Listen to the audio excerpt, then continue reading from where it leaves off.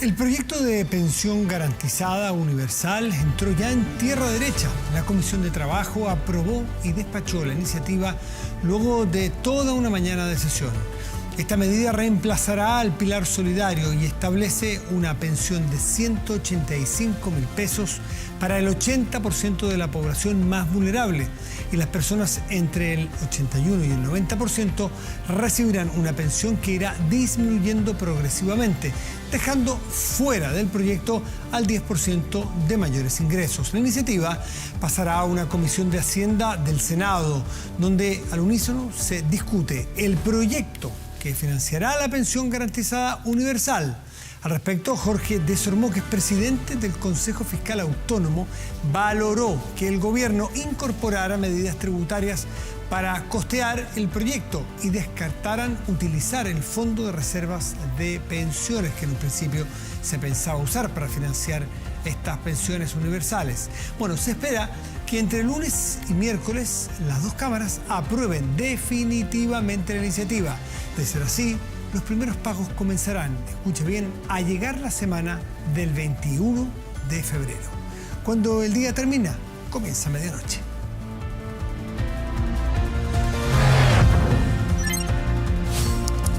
Medianoche.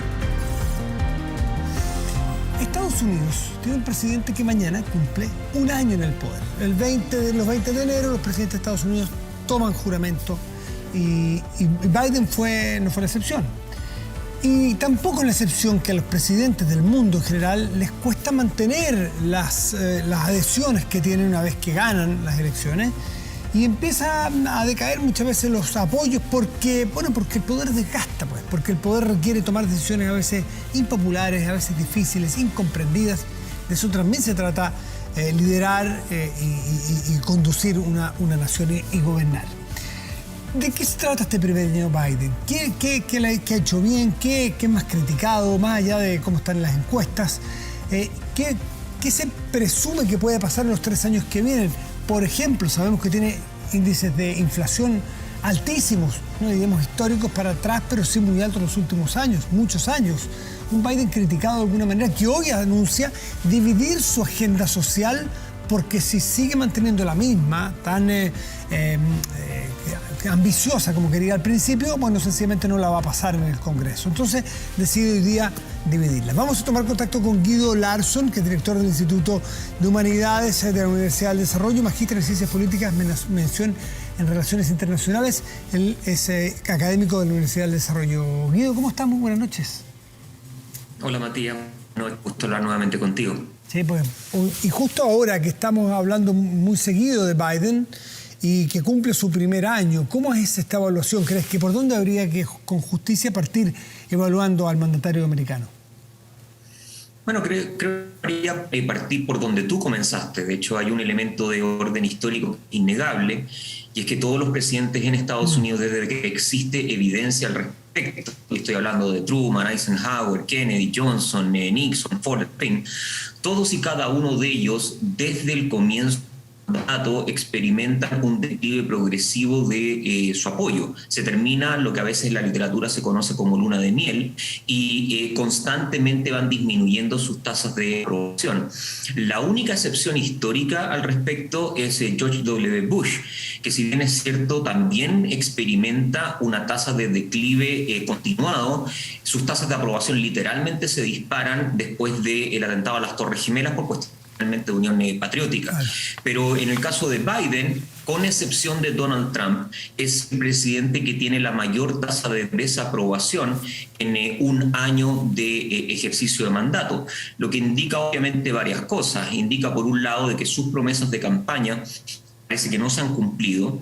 En segundo lugar, la inercia institucional y política ha sido un detrimento para el presidente, particularmente porque la sociedad estadounidense se encuentra relativamente dividida. Y tal vez en tercer lugar porque habíamos estado acostumbrados a cierto grado de protagonismo, de carisma de los presidentes, desde, yo diría, Obama, abiertamente también Trump, a pesar de que Trump tiene altas tasas de desaprobación, pero por otras razones.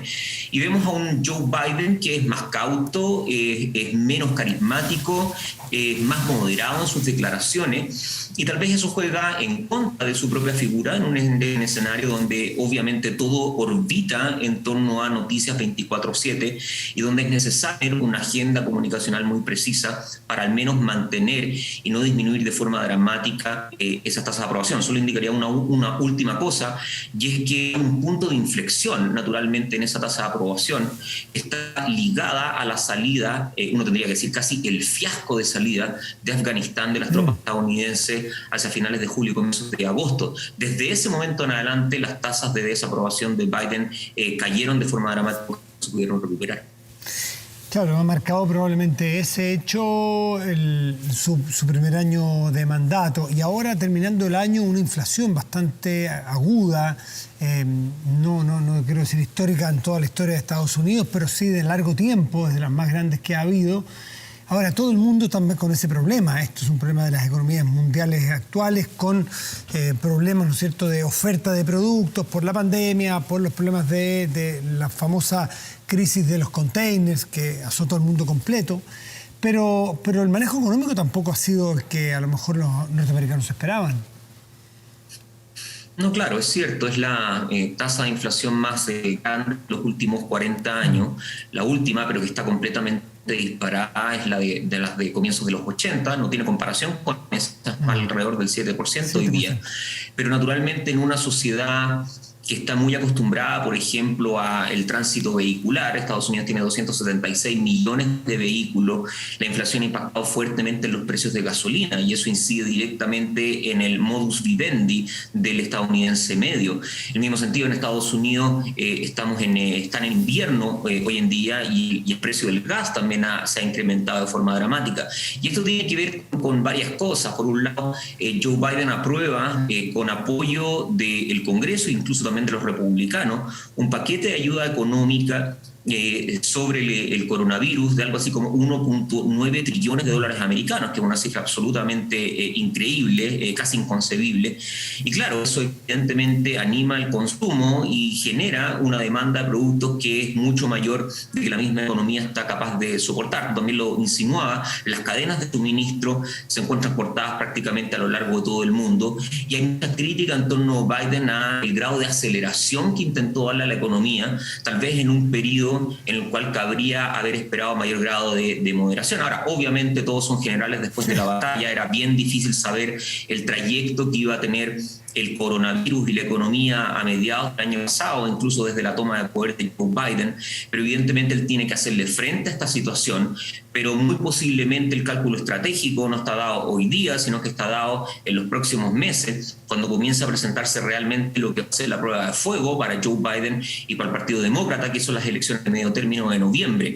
Y en general las circunstancias son muy desfavorables para el partido y para Joe Biden en particular. Y por esa misma razón se está poniendo mucha atención en torno a qué forma resolver el problema económico y fundamentalmente de qué manera aminorar estas tasas de contagio del coronavirus que se encuentran hoy en día en Estados Unidos absolutamente disparadas. Claro, disparadas en sus máximos históricos, más de 1 millón diario, 1 millón de casos diarios. Habla también de una economía, de una política sanitaria que no ha tenido éxito, no ha marcado un rumbo, no ha liderado una política Joe Biden al respecto. Alguien dirá, bueno, está bien, ha sido muy liberal en función de la economía, pero ha tenido una cantidad de muertos, siempre encabeza los rankings en Estados Unidos, desde que partió esto prácticamente. Sí, yo haría un matiz que tiene que ver con una teoría. Es una teoría que tiene un nombre bien raro, es la teoría de linterna verde, en base cómic famoso, ¿no es cierto?, que dice de que uno cree o tiene la sensación de que el presidente estadounidense lo puede hacer todo simplemente en base a la pura voluntad. Pero si uno revisa lo que ha sido el comportamiento del Congreso e incluso el comportamiento de sus propios correligionarios dentro del Partido Demócrata, la verdad es que Joe Biden ha tenido un Congreso bien hostil a su propio mando y no dispuesto realmente a aceptar todo lo que viene desde el lado del Ejecutivo. También ha tenido problemas desde el punto de vista de la Corte Suprema. La Corte Suprema, por ejemplo, hace un par de semanas atrás anuló el intento de Joe Biden de exigir a las grandes corporaciones y compañías de que sus funcionarios y sus trabajadores pudieran obligatoriamente ocupar mascarilla y obligatoriamente también vacunarse. Y la Corte Suprema dijo que eso violaba finalmente la libertad y los derechos de cada uno de los ciudadanos. Entonces, yo creo que ha habido intentos de intentar aminorar y controlar finalmente la pandemia, pero hay toda una serie de cortapisas de carácter institucional, y uno tendría que decir también cultural, porque finalmente Estados Unidos es un país federal, los gobernadores de cada uno de los estados tienen inmenso poder. Y por lo tanto no está solo finalmente eso. Ahora, yo creo que es cierta la crítica en términos de que no fueron capaces de proyectar la mutación y la evolución que iba a tener la pandemia, sobre todo considerando los antecedentes anteriores, ¿no es cierto? La variante Delta y del inicio, sobre todo de la pandemia a comienzos del 2020. Y eso no lo pronosticó Biden y lo pronosticó aparentemente los especialistas dentro de su propio gabinete. Y eso obviamente está teniendo consecuencias porque, la promesa de campaña de Biden era: voy a terminar con el coronavirus. Y a poco andar cambió la promesa de terminar con el coronavirus con controlar el coronavirus, que son cosas muy distintas. Y fíjate que respecto de ese Congreso que no le ha jugado a favor, que le ha sido hostil, difícil, la víspera de su primer aniversario, Biden anuncia en una conferencia de prensa muy larga, entiendo que inusualmente larga, con 2 horas contestando preguntas, anunció que su gran paquete social sencillamente lo da por perdido como lo tenía planteado ahora y decide partirlo para poder aprobar una parte, es decir, pragmatismo puro, y eso es de un político que al menos sabe o intenta reaccionar porque no puede seguir peleando contra algo que es superior a él. Sí, es cierto, los republicanos estaban poniendo multiplicidad para la aprobación de este paquete social, entre ellas evitar discutir el filibusterismo, que es una práctica dentro del Congreso norteamericano de retrasar finalmente las discusiones de legislación, y también lo que se llama gerrymandering. Gerrymandering es simplemente la práctica de trazar las líneas geográficas de los distintos distritos que permiten finalmente la votación y que en base a estudios de carácter demográfico favorecen o desfavorecen a cierto tipo de partidos. Y los republicanos dijeron no, en la medida en que el paquete incluya este tipo de discusiones, nosotros no estaremos dispuestos a discutirlo, y obviamente Biden tuvo que retroceder, en parte porque observaba de que algunos miembros de su propio partido, como el senador Mencken, estaba señalizando la idea de que no iba a votar a favor. Entonces, efectivamente, cuenta con el legislativo que ha sido bien díscolo en términos de alinearse con el presidente. Por otro lado, esto también ha traído consecuencias, uno podría decir, mediáticas, en el sentido de que, por ejemplo, el paquete que sí aprobó, el paquete de inversión de infraestructura, quedó completamente en segundo plano y pasó prácticamente al olvido. Todo el mundo hoy día está hablando del fracaso de Biden con relación a la aprobación de este paquete de carácter social, está hablando del fracaso de Afganistán, está hablando de la incapacidad que la vicepresidenta Kamala Harris ha tenido de finalmente lograr arrastrar este caballo, etc. De ese factor quería hablarte, porque cuando hablamos de Kamala Harris, que mucho se ha escrito ya de su fracaso en el primer año, que no han hecho química entre los dos, parece que primó esos encontrones feroces que tuvieron en las primarias demócratas. Parece no tener química, no funcionar mucho. Y parece que Kamala Harris tampoco ha logrado armar un equipo. Es lo que uno lee, naturalmente, que la critican mucho. Pero aquí se está jugando el Partido Demócrata 2 cosas. Se está jugando, naturalmente, la proyección de su gobierno, ya sea con Biden, que es un hombre mayor, pero una de esas con Kamala Harris. Y también se está jugando un 2-1, el que vuelva a Trump, eventualmente. Entonces, el que no sean capaces de actuar en conjunto, presidente y vicepresidenta, también se le puede cargar la responsabilidad a Biden, que en definitiva es el gran líder. Sí, mira, mi lectura en torno a eso tiene que ver básicamente con una diversa concepción del poder. Tanto Biden como Kamala Harris estuvieron acostumbrados a una manera de practicar el poder en el poder legislativo, que es un poder que por su propia naturaleza tiende a ser más horizontal. Kamala Harris era uno entre múltiples senadores, por lo tanto el protagonismo que ella tenía era propio. Sin embargo, cuando pasa a la vicepresidenta, ese poder horizontal muta, deja de ser un poder horizontal y pasa más bien a un poder completamente vertical y jerarquizado. En consecuencia, Kamala Harris no puede desplegar, por así decir, toda su personalidad, todo su carácter, todo el carisma que la caracterizó como senadora, porque debe tener mucho cuidado en no opacar al propio presidente. Ya ha ocurrido en otras ocasiones donde el segundo o el tercero en mando toma mucho protagonismo y la opinión pública comienza a criticar al presidente porque dicen no está realmente gobernando el presidente, está gobernando el vicepresidente, está gobernando alguien más. Y creo que Biden no quería que eso ocurriera.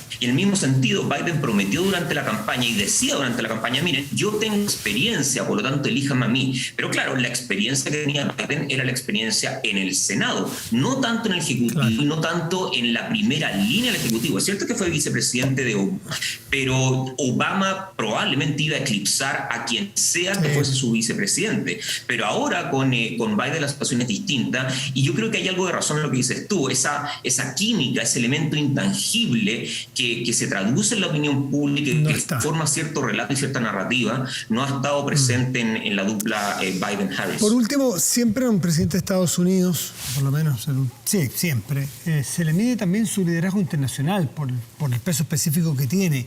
Y hoy día estamos cruzando por una encrucijada de paz bien importante en relación a lo que ocurre en Rusia y repúblicas independientes que están alrededor. Algunas de ellas, Kazajstán, Bielorrusia, bastante adscritas al Kremlin. Ucrania, en cambio, aparentemente, y según el Kremlin, más bien parece una embajada de Estados Unidos, eso dice el Kremlin. Entonces, claro, alguien dice, ¿y si Putin invade? Y hoy día, hace muy poco rato, de hecho está en portada New York Times en este momento, dice que Biden más o menos que está a la espera, tiene convicción de que Putin va a ordenar una invasión a Ucrania. ¿Cómo crees que puede funcionar este liderazgo? ¿Cómo lo ves actuando frente a esta crisis de paz que estamos teniendo hoy? Bueno, lo veo desde dos puntos de vista. El primero es la tendencia a mediano plazo en la política exterior, que indudablemente debe considerar los efectos que provocó la política exterior de Donald Trump. Donald Trump literalmente dio un giro en 180 grados respecto al liderazgo que tenía Estados Unidos, y eso generó enormes grados de desconfianza en los aliados tradicionales de los Estados Unidos y mucha desconfianza e incertidumbre respecto a la trayectoria que iba a tener esa política exterior una vez que Biden tomase el poder. Y la segunda lectura tiene que ver con, por un lado, Biden está intentando recomponer aquello que fue destruido del gobierno anterior y por lo tanto también teniendo mucho cuidado en tomar decisiones que pueden ser apresuradas. Desde mi punto de vista, el interés que tiene Estados Unidos en Ucrania no es lo suficientemente amplio o no es lo suficiente voluminoso para exigir de Biden o exigir de los Estados Unidos una suerte de contrarrestre militar con relación a Rusia. Yo creo que eso no va a ocurrir. Yo creo que lo que va a seguir ocurriendo es la alta retórica, intentos de diplomacia, estos anuncios de sanciones que fundamentalmente no sirven para nada porque no han servido para modificar el comportamiento de Moscú. Un Moscú que observa de que la OTAN sigue con su proyección de ampliación hacia el este, no se toma en consideración los intereses estratégicos de Rusia, ni tampoco las peticiones relativas a la seguridad de Rusia, y eso tiene obviamente entrampado el diálogo que no funcionó en Ginebra y que aparentemente tampoco ha funcionado en las dos llamadas consecutivas que ha tenido Biden con su par Putin. Por lo tanto, es posible, tener mucho cuidado con los pronósticos, pero es posible que se replique un escenario similar al que ocurrió el año 2014, cuando fuerzas especiales de Rusia penetraron en zonas particulares de Ucrania y toman algunos sectores, con ayuda obviamente de fuerzas milicianas prorrusas dentro de Ucrania, y que finalmente terminan con la toma de Crimea. Entonces ese escenario evidentemente es plausible.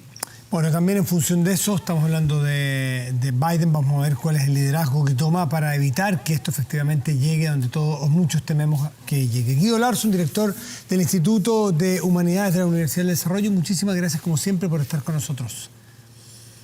Gracias a ti. Que estés muy bien. Hacemos una pausa y volvemos, espérenos. Estamos de vuelta, de inmediato revisamos las informaciones más relevantes de la jornada con David Maldonado. Muchas gracias, Matías. Pasamos de inmediato, a revisar entonces las noticias de la jornada. 2 fallecidos y un herido a bala en las últimas 24 horas. Es el balance del recrudecimiento de la violencia en la macrozona sur. A pesar del estado de excepción, los atentados se han repetido en los primeros días de este año. Entre las víctimas, un conocido agricultor de la zona que fue acribillado a tiros afuera de su casa y un joven trabajador que murió baleado por la espalda. Hace una década, el agricultor Joel Ovalle hizo noticia con la creación de la Junta de Vigilancia Rural de Ercilla. La Junta de Vigilancia se creó por lo que está sufriendo la gente y ya no hay de qué tomarse. Yo pregunto, ¿dónde está el Estado de Derecho de nosotros? No han encontrado alternativa. Con armas debidamente inscritas, aseguran defenderán sus tierras. Y nadie quiere dar la cara por lo mismo, porque el que da la cara recibe balazo. La profecía autocumplida de Joel Ovalle. El reconocido agricultor de la Araucanía fue acribillado a balazos en la ruta 340 de la comuna de Angol. Encapuchados atacaron a la víctima mientras conducía su camioneta en compañía de un trabajador. Este grupo de sujetos proceden a efectuar múltiples disparos que ocasionaron la muerte de esta víctima y lesiones en su acompañante. La víctima fallecida resultó con 4 impactos balísticos en su cuerpo, 3 en sus extremidades inferiores y 1 en la región occipital de su cabeza. Según la Fiscalía, los victimarios habrían realizado un seguimiento de Joel Ovalle y lo atacaron cuando llegaba a su casa. Si a nosotros nos disparan, nuestra gente que no usa munición de fogueo va a emplear su arma, va a identificar blancos y van a haber bajas. Eso es una realidad, van a haber bajas. Y por eso que les digo, y les repito enfáticamente, que aquí hay gente cobarde que mata a civiles desarmados. ¿Por qué no se enfrentan con nosotros? Los invito. El crimen de Joel Ovalle se produjo con solo horas de diferencia del ataque que terminó con la vida de César Millagual Cayupe. El joven trabajador de 22 años recibió un balazo por la espalda al interior de una faena forestal cerca de Cañete. Sabemos y tenemos claro quiénes operan en esos lugares. Precisamente una orgánica que conocemos, la resistencia mapuche-lafkenche. Y es la resistencia mapuche-lafkenche la que tiene como modo de financiamiento el robo de madera. El camionero de 23 años, Mauro Aguilar, se podría haber convertido en la tercera víctima fatal de las últimas jornadas de violencia en la macrozona sur. En el sector de Lumaco fue atacado a balazos por encapuchados. Terrible con lo que me enteré, pues mi hijo salió en la mañana bien y ahora enterarme que está en las condiciones que está, pues nada, me lo mataron. Y darme cuenta que esto en la Araucanía sigue, pues suma y sigue. Ayer fueron 2, hoy día casi mi hijo. La víctima de este nuevo ataque armado resultó con lesiones de gravedad en su rostro, con heridas en la mandíbula y pérdida de piezas dentales. Indignada pues, con lo que está pasando, porque para mí esto es... O sea, él está así hoy, pero ya en una semana esto se olvida y siguen otros como él, en las mismas condiciones, sin seguridad. Ellos salen en la mañana a trabajar humildemente y vuelven, no saben si vuelven. Se trata del cuarto atentado contra camiones de la empresa de transporte donde trabaja Mauro Aguilar y que presta servicios para la compañía CMPC Celulosa. Que alguien dispare a quemarropa a un camión emuyente atacando a la persona, no sé a dónde vamos a llegar. Un tema país ya, un tema país que lo tiene que arreglar el Estado de Chile y la clase política, porque no han estado a la altura con las circunstancias de esta zona, de lo que se ve acá. En las últimas 24 horas hemos tenido 3 atentados gravísimos en la región que constituyen, digamos, un hecho muy delicado para las personas que viven aquí. Por esa misma razón, creo yo que es muy importante y muy valioso que se mantengan los estados de excepción que tienen por objeto proteger a las personas que viven aquí. En las últimas horas se produjo un atentado incendiario contra un fondo de la comunidad Quetre ubicado en la comuna de Lautaro. Nuevo episodio de una violencia que ha recrudecido en la macrozona sur y que desde el pasado 12 de octubre se encuentra bajo estado de excepción constitucional. Tenemos que tema, en solo días conoceremos los nombres de los futuros ministros que van a acompañar al Gabriel Boric en su gobierno del Partido Socialista. 2 figuras están prácticamente confirmadas y una tercera, que es independiente pero cercana al PS, también podría sumarse. Hola, presidente. Como todos los días, llegó a su oficina en calle Condel, bajó de su auto y se acercó a saludar. Una acción que se ha convertido en rutina, puntapié inicial de la serie de reuniones diarias. La primera de este miércoles con Chile Vamos, la futura oposición. Nos parece que es importante. Trabajemos unidos. Queremos que le vaya bien a Chile. Pero una oposición constructiva. Y en busca de esa oposición constructiva, Chile Vamos le planteó al presidente electo sus prioridades: la situación en la Araucanía, la desigualdad en materia de pensiones y salud y la necesidad de avanzar en un pacto tributario. Nosotros definimos que no vamos a hacer el tipo de oposición destructiva que vivió Chile lamentablemente en los últimos años, que le ha hecho mal al clima político de nuestro país. Nosotros necesitamos que el presidente respete a la oposición. Nosotros vamos a respetar al gobierno y ese respeto se da en el marco de equilibrios de fuerza. A la cita concurrieron presencialmente las directivas de la UDI y Evópoli, mientras que los militantes de Renovación Nacional participaron de forma telemática por el contagio de un parlamentario del partido. Va a ser una oposición colaborativa, firme pero colaborativa, dispuesta a llegar a acuerdos, que vamos a tener instancias de coordinaciones legislativas. Acá hay una conversación que dentro de un marco de una democracia hay sectores que están a favor de las ideas de un gobierno y sectores que tienen opiniones distintas, y eso se tiene que mantener en el respeto de la diversidad, pero obviamente con todo el ímpetu, la fuerza de las ideas que un gobierno trae, un gobierno nuevo que quiere cambiar muchas de las cosas que puede haber hecho otro gobierno. Pongámonos de acuerdo para tener una conversa con las organizaciones representativas con quien sea ministro o ministra del deporte. Lo que te recomiendo es que esperes a que designemos un gabinete para poder ahí conversar con la persona encargada. En 2 días, Boric dará a conocer los nombres de los 24 ministros que lo acompañarán a partir del 11 de marzo en el gabinete. ¿Cómo va con el gabinete, presidente? Por favor, cuéntenos un poco.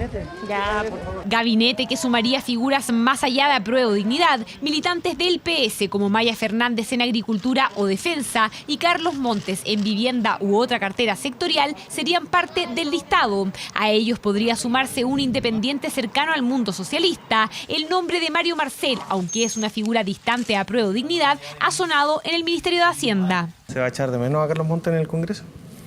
Carlos Montes ha sido un destacado parlamentario, así que creo que donde esté siempre va a ser una gran contribución. ¿Maya Fernández también? También, no me cabe duda. Nombres que confirmarían la presencia del PS en instancias como el comité político, en la que el partido tendría espacio y protagonismo, pese a que recalcan que ellos no han pedido entrar al gobierno. Y cuando se convoca a una determinada fuerza política a ser parte de un esfuerzo compartido, lo único que se pide es que se les trate con la dignidad que merece. En caso de ser convocados, pedimos obviamente que nuestra voz sea escuchada, considerada y respetada. Todas las voluntades provenientes de distintos mundos y trayectorias sociales y políticas que estén a disposición de asumir esta tarea colectiva para liderar las transformaciones que nuestro pueblo ha mandatado. Y en eso, fuerzas del mundo socialista y fuerzas democráticas, fuerzas transformadoras, van obviamente a jugar un rol. La pregunta es si otros militantes de los partidos de la ex nueva mayoría serán parte del futuro gobierno. Una respuesta que llegará este viernes cuando se conozca la conformación del gabinete. 24 ministros que asumirán con Gabriel Boric el próximo 11 de marzo. La ceremonia tendrá lugar este 21 de enero en el Museo Nacional de Historia Natural. Una persona resultó baleada en una discusión en una barbería. Rodrigo Pérez tiene los antecedentes de esa y otras noticias. ¿Cómo está, Rodrigo? ¿Cómo estás, David? Muy buenas noches. Pasamos a revisar a continuación las principales informaciones policiales de las últimas horas. Vamos hasta la comuna de Maipú, en Ciudad Satélite. Una discusión en una barbería terminó con un joven ecuatoriano de 20 años herido a bala en su cuerpo. Por fortuna, se encuentra sin riesgo vital. Están las cámaras de seguridad que captaron justo el momento de la discusión. Ahí se puede observar a 5 personas, todos jóvenes, quienes llegaron hasta esta barbería. Algunos de ellos estaban con cuchillos y comenzaron a intimidar y también a agredir a 2 trabajadores que se encontraban en esta barbería, justamente cuando también habían 2 clientes al interior de este recinto comercial. Pero de un momento a otro, una de estas personas tomó una pistola y disparó al menos 3 veces al interior de esta barbería, y 2 impactos de bala hirieron a este joven trabajador, quien recibió estos impactos en su tórax, tuvo que ser trasladado hasta un hospital. Eso sí, se mantiene sin riesgo vital. Después de cometer este delito, estas 5 personas escaparon, si bien se ven incluso en el registro que intentaron subir a un automóvil, después los dejaron abandonados. Y al momento no están estas personas detenidas. Y es por eso que Carabineros está realizando todos los trabajos con el fin de encontrarlos y así detenerlos. Y más aún, también identificar las razones, el por qué se originó esta discusión en esta barbería y que dejó a esta persona baleada. Tenemos algunas declaraciones, estuvimos en el lugar, vamos a escuchar parte de esos testimonios. Escuché disparos, 3 disparos, salí y vi 3 personas que arrancaron hacia allá, uno con un cuchillo y después que se llevaron al otro chico al hospital. No pensaron en nada en todo caso porque igual aquí había harto niños, había hartas familias y salieron arrancando más que nada. Pero eso fue una pelea. Comenzaron a amenazar a los dueños del local con un arma de fuego y un arma blanca, resultando lesionado uno de los locatarios, encontrándose al momento sin riesgo vital.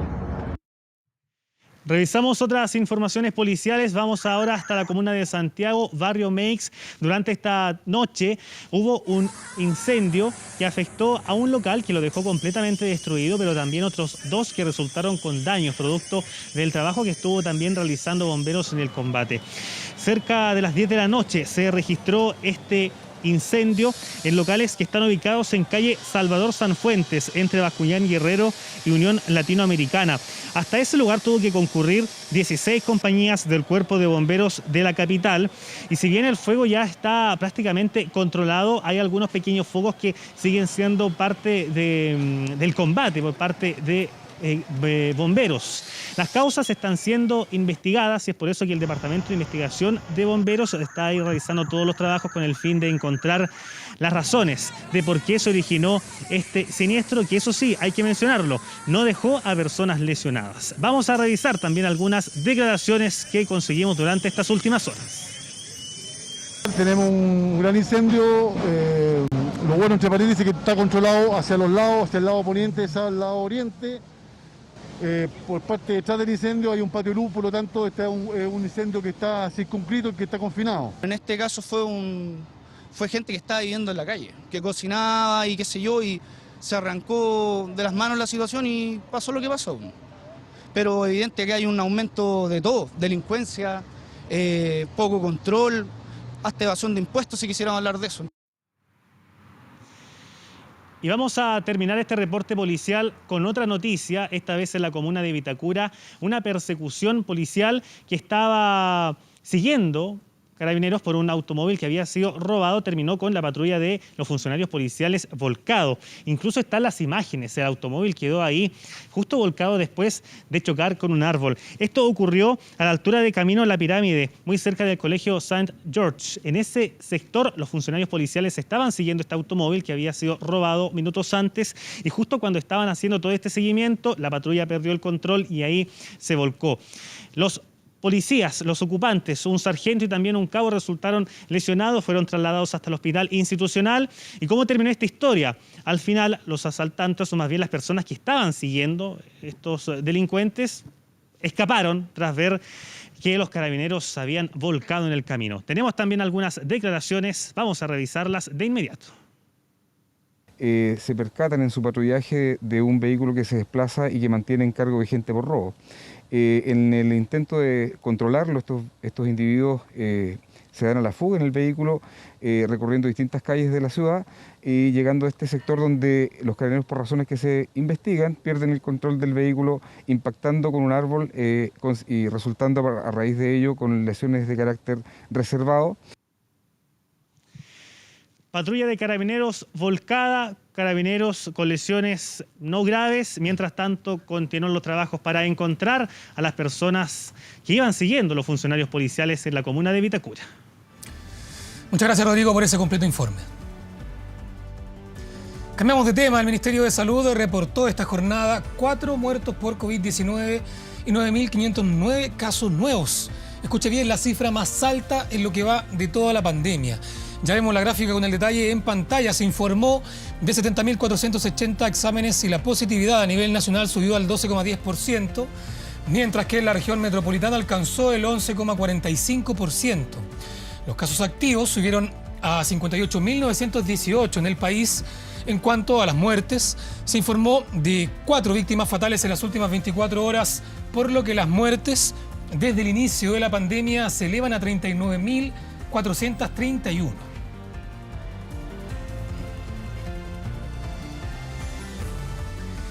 Y esta jornada toda la región metropolitana regresó a fase de preparación debido al aumento de casos de COVID-19. ¿Qué se puede hacer y cuáles son los nuevos aforos? Las restricciones de cada fase están principalmente relacionadas con los aforos en la realización de distintas actividades. En el caso de las reuniones en residencias particulares, el número máximo de personas que pueden asistir es de 25. Sin embargo, si tan solo una persona no tiene su pase de movilidad, el aforo se reduce a solo 10. En cuanto a la atención en espacios cerrados de restaurantes, cafés, fuentes de soda, gimnasios o similares, solo podrán asistir los que tengan el pase de movilidad. En el caso de las actividades sin interacción entre asistentes, como en los seminarios, por ejemplo, en el cine, en circos o juntas religiosas, los asistentes deberán mantener una ubicación fija, utilizar constantemente la mascarilla y no consumir alimentos. Mientras que las actividades que sí tienen interacción, como por ejemplo las fiestas, donde se consumen alimentos y no se utiliza la mascarilla constantemente, se deben cumplir el aforo de una persona cada 6 metros cuadrados con máximos. En el caso de un lugar abierto, 200 personas si todos tienen pase de movilidad y solo 100 si es que no lo tienen. En los espacios cerrados, en tanto, 100 personas si todos tienen el documento y 25 si es que no lo tienen. Bueno, vamos a una breve pausa y ya volvemos en medianoche.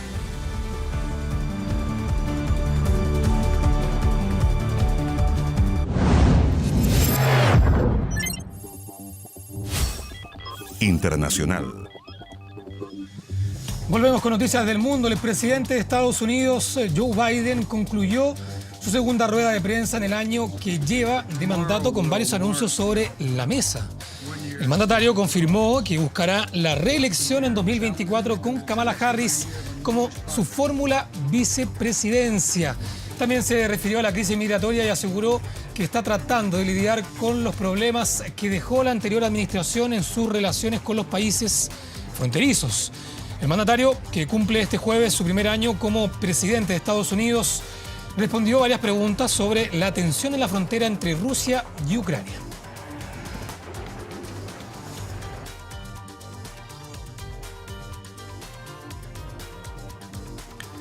Blinken sostuvo conversaciones con el presidente ucraniano antes de reunirse con sus homólogos británicos, francés y alemán en Berlín.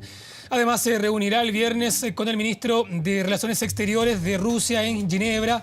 Rusia ha negado repetidamente cualquier plan para lanzar un ataque contra la vecina Ucrania. Sin embargo, desde Estados Unidos dijeron que Moscú podría invadir el territorio en cualquier momento. Al menos 100.000 soldados rusos han sido desplegados en la zona de frontera entre ambos países, quienes han entrado en ejercicios tácticos, disparando, trepando y pasando un circuito en punta y codo, situación que alarma a Ucrania, que teme un posible ataque.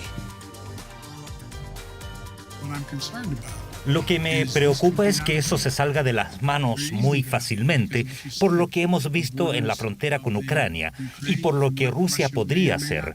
No creo que Vladimir Putin quiera una guerra en toda regla. Dejamos hasta aquí esta revisión informativa. Volvemos contigo, Matías del Río. Bien, David, muchas gracias. Y nos vamos a la pantalla grande de nuestro estudio. Revisamos el portal de noticias24horas.cl, que destaca en este momento la siguiente información. En Argentina, diputados presentan ley de vacunación obligatoria contra la COVID-19. Más detalles, 24horas.cl. Revisamos el tiempo para hoy, jueves 20 de enero de 2022. Santiago tendrá cielo despejado y una máxima probable de 28 grados. En tanto, San Antonio, el puerto de la región de Valparaíso, tendrá cielo despejado y una máxima probable de 20 grados. Con esta información nos despedimos. Agradecemos su atención y los dejamos invitados a seguir atentos a la pantalla de TVN y todas sus plataformas. Muy buenas noches y gracias por venir.